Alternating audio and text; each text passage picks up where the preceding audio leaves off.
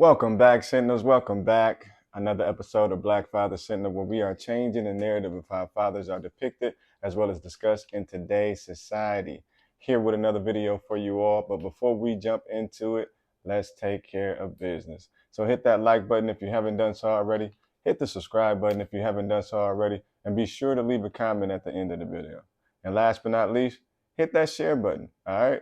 The only way we're going to continue to push this narrative out here is if we spread it. All right. So help me out by hitting that share button.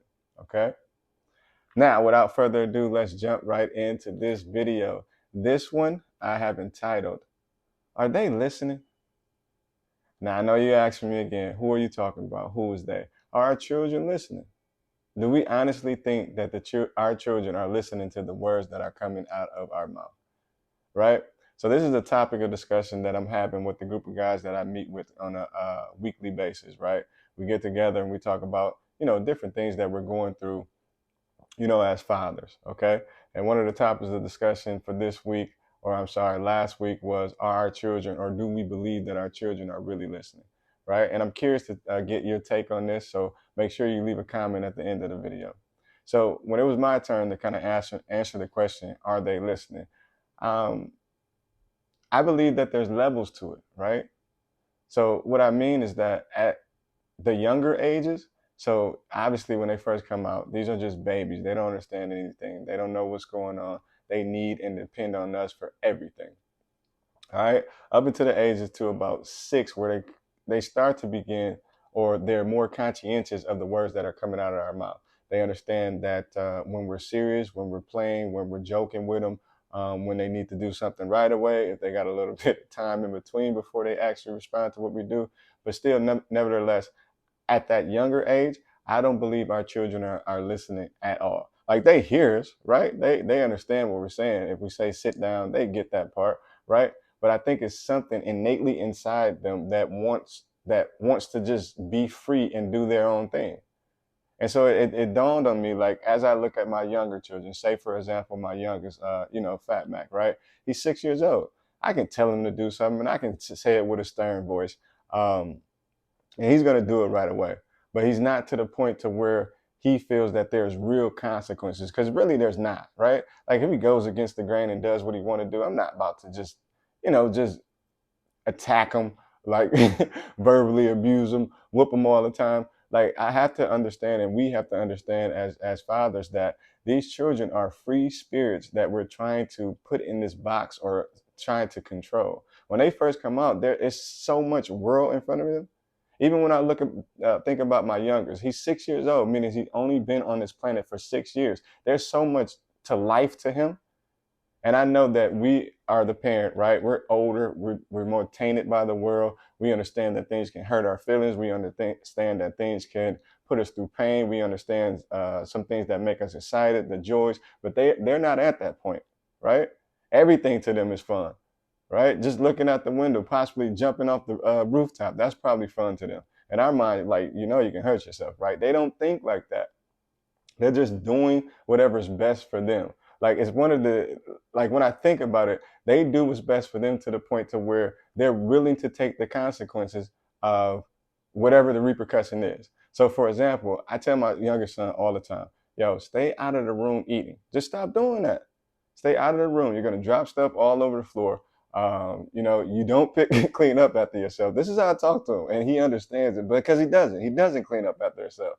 To be honest with you, my daughter who's 10, my son who's 11, they don't clean up after themselves either, right? So you constantly have to remind them to do the same thing over and over.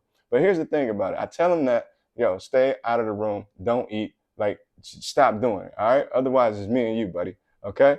Now, in that very moment, he's listening. He hears what I had to say. So as long as he sees me around, he's going to be conscientious of what I just told him, right? In terms of not eating in the room. Now, here's the kicker. The moment I go to sleep, I'm talking about the very moment, it's like he has it planned already. He's going to immediately go back in the kitchen, grab something out the kitchen, and guess what he does? Goes directly into the room. So I'm just like, this guy. And when I wake up in the morning, it's not even that he tried to hide it. I can see if he was good at it, even though I don't promote lying to your parents, right? These little kids, they know better. But I can see if he was good at it. He leaves, like, all the evidence everywhere, right? And so I can look at him and I can ask him a question. Were you in that room last night? When he looks at me, I already know, right? A lot of times, us as parents, when we ask these questions, we already know the answer to these questions. We just want to see, like, what type of character of child do we have, right? Is he going to just flat out lie to my face, even though I know all the evidence right there?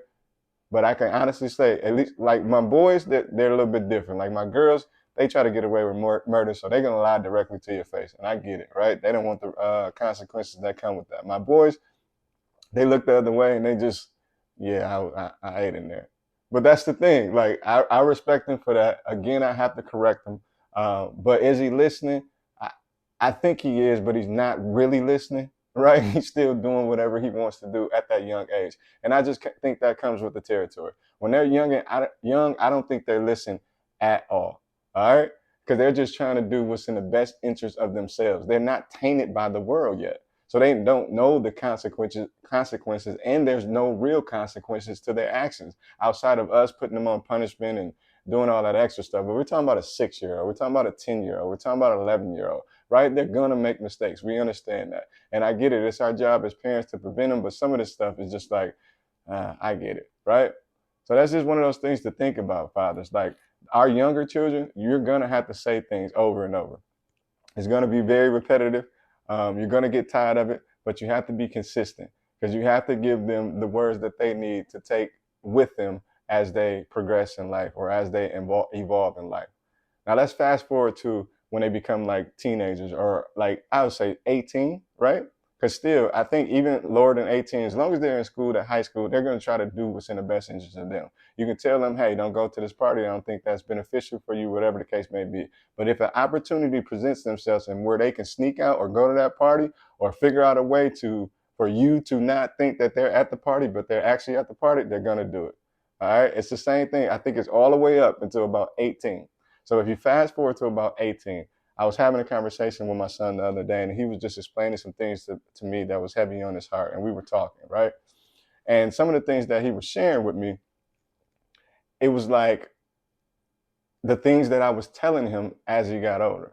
Like, son, you need to do certain things, like helping to aid with his like discipline, helping him to be more disciplined, helping him to be more strategic in his thought process, helping him to put thought before emotion. And while he was talking to me, it dawned on me, and I was just like, it was like a proud father moment.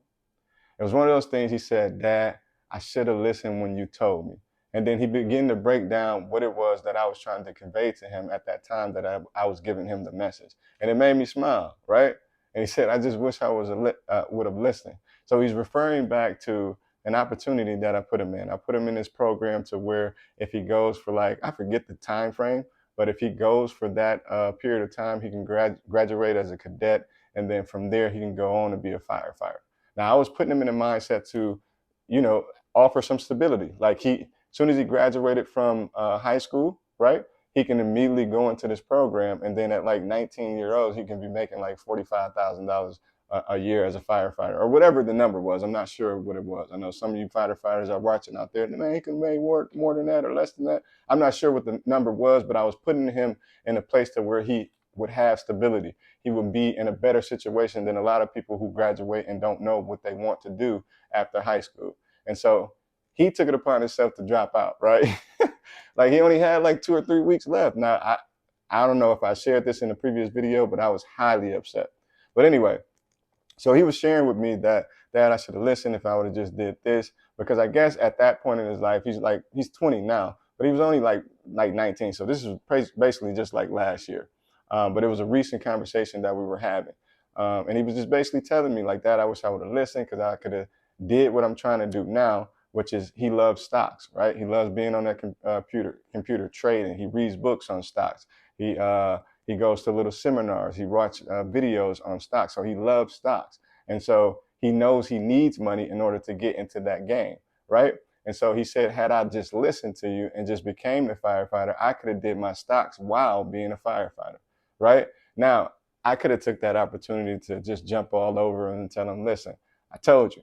That's one of them I told you moments, but I didn't. I said, listen, son, we all evolve how we evolve. You thought what you did at that time was best for you. I'm just trying to give you some tools in life so you can be an asset and not a liability. But that may have worked for me, You know, these are based off of my past experience. These are based off what my parent taught me. My grandfather taught me to work hard. This is how you get it. But that's no longer the time. Like so many people are becoming millionaires just by simply creating, right? So hence the reason I dropped that video on, the be more, have, and then do, right? I think we are meant here or put here to create. And so I wasn't even mad at him. I just took that opportunity to tell him, like, listen, it's okay, man.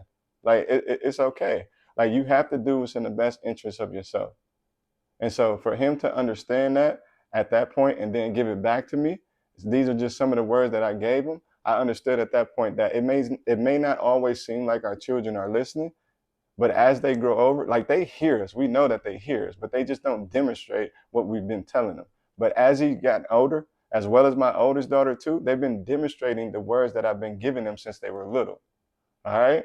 And so I say all this to say, fathers, to answer that question for me, are they listening? I think they are. But you may not see the application of the words that you give them until later on, right? It's not going to show up all the way. I mean, right away. Like in the beginning, you got to constantly say the same thing over and over, but they are listening. It works. I'm telling you, it works. Just stay the course. And that's what anything that we do in life. For those fathers that's just getting back in your children's life, stay the course. They may not be receptive to you right now. Stay the course. For those fathers who, it's just you're going through it with the kids, mother, whatever the case, you're making it hard for you to see the kids, stay the course. Everything's going to work out. I promise you that. So to answer that question, are they listening? And I'm curious to see what you all have to say about that. This is just my take on it. I think they don't listen at first, but they hear us. But I think as they quite naturally evolve in life and progress in life and grow older, like they understand the words that you're saying. And that may be another reason too, when they're younger, they don't get what we're saying. Like, why does he keep telling me not to do something that makes sense? Like my son is probably wondering, I'm hungry. Why can I eat in a room and watch TV at the same time? It makes no sense in his little life. However, he doesn't understand that you're dropping stuff all over the floor. You're trying to get roaches, whatever the case may be. But in his mind, he's not thinking about that. All right. So for me, like to answer the question again, I think they are listening. It just may not make sense at the moment, but I'm guarantee you this, fathers, because it happened to me. As they get older, they'll bring back the words that you gave them, and they begin to understand and they begin to apply them. So it's just one of those moments. If you wait on it, it definitely will come. So fathers, continue to do what you do, and that is being great fathers. Continue to talk to your children. They are listening. Continue to give them the words that they need in order to become these assets in our community, right? These great men, these great women in our community, as opposed to liabilities. All right. So do what you do best, and that is to be a great father. Signing out, Black Father Center.